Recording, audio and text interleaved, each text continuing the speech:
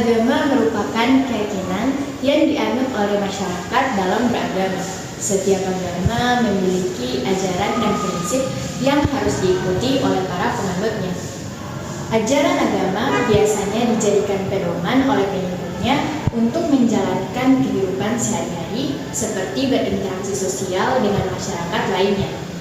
Namun, ajaran agama juga seringkali dijadikan alasan untuk melakukan tindakan yang dapat merugikan orang lain.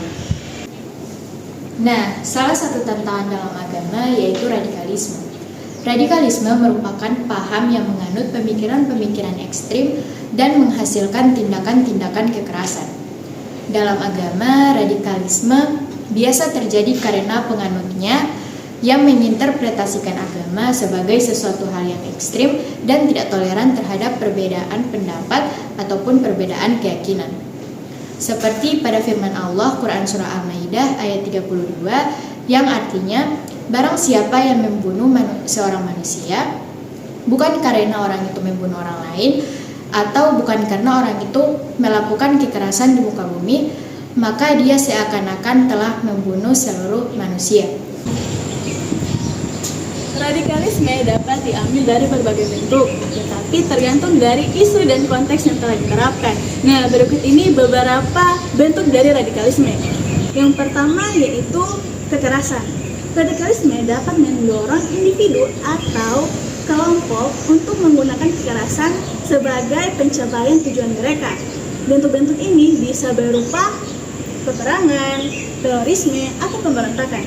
Dan kedua yaitu intoleransi. Radikalisme dapat menghasilkan sikap intoleransi terhadap kelompok-kelompok tertentu seperti ras, agama, atau orientasi seksual. Bentuk-bentuk ini bisa berupa pengancaman, pengucilan, atau kekerasan verbal dan fisik. Nah, yang terakhir adalah ekstremisme. Radikalisme dapat menghasilkan tindakan atau pandangan ekstrim yang terlalu jauh dari arus utama atau pemikiran yang rasional. Bentuk-bentuk ini bisa berupa perlawanan dalam pemerintahan atau norma sosial yang ada. Nah, setelah teman-teman mengetahui bentuk-bentuk dari radikalisme, ternyata seseorang atau suatu kelompok yang menganut paham radikalisme juga mempunyai beberapa ciri. Yang pertama, mereka mengklaim kebenaran tunggal dan menyesatkan kelompok yang berbeda pendapat dengan mereka. Kemudian yang kedua, mereka sering mempersulit ajaran Islam yang sejatinya mudah dengan menganggap ibadah sunnah seakan-akan wajib dan ibadah makruh seakan-akan haram. Kemudian yang ketiga, mereka sering berlebihan dalam beragama. Yang keempat, mereka kasar dalam berinteraksi, keras dalam berbicara, dan emosional dalam menyampaikan dakwah.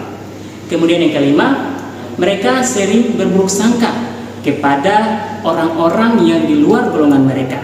Yang terakhir, mereka sering mengkafir-kafirkan seseorang atau kelompok yang berbeda pendapat dengan mereka. Radikalisme muncul dikarenakan adanya keinginan dan faktor-faktor tertentu.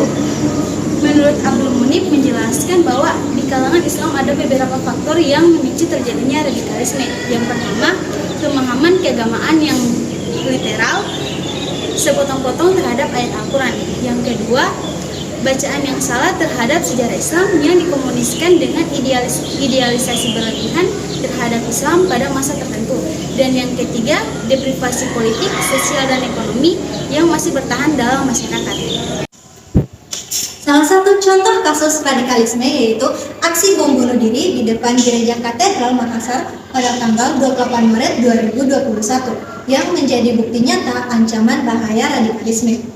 Peristiwa mengerikan ini tentu membuka pikiran kita mengenai aksi terorisme di beberapa tahun lalu.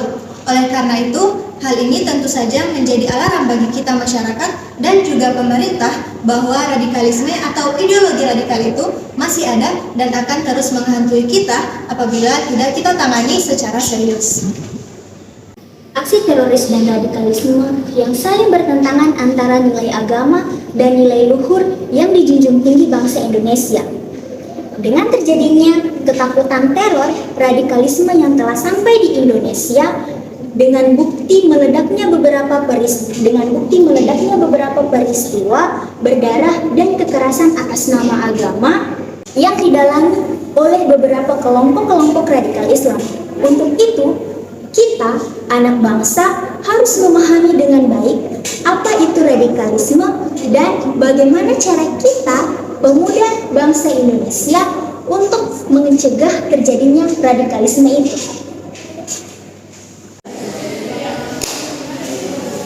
Selanjutnya yaitu upaya pencegahan radikalisme dalam agama. Radikalisme dalam agama dapat memicu terjadinya konflik, kekerasan, dan tindakan terorisme. Hal ini dapat mengancam perdamaian dan stabilitas sosial di suatu negara atau wilayah.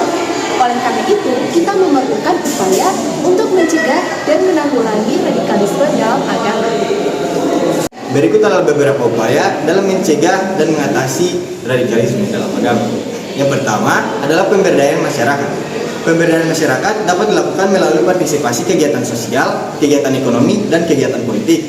Kegiatan ini membantu masyarakat mengurangi ketidakpuasan sosial yang memicu radikalisme dalam agama. Yang kedua adalah penegakan hukum yang adil. Penegakan hukum yang adil dan proporsional terhadap pelaku dapat mengatasi adanya tersebarnya ideologi radikalisme dan membuat efek jerah kepada pelaku. Namun, tanpa adanya diskriminasi dan pengabaian terhadap hak dan asasi manusia. Yang ketiga adalah pembentukan koalisi anti radikalisme. Koalisi ini dapat membantu memperkuat upaya-upaya dalam mengatasi radikalisme. Koalisi ini bisa saja terdiri dari pemerintah, kelompok masyarakat sipil, media, dan agama. Koalisi ini dapat membantu mendorong dialog, toleransi, dan kerukunan antar agama. Nah guys, jadi dalam mengatasi radikalisme agama, penting untuk mengedepankan nilai-nilai toleransi, kerukunan, dan menghormati keberagaman agama dan budaya. Upaya-upaya yang melibatkan pemerintah, masyarakat, dan berbagai kelompok agama dan budaya dapat membantu mengurangi radikalisme dan memperkuat kerukunan antar agama.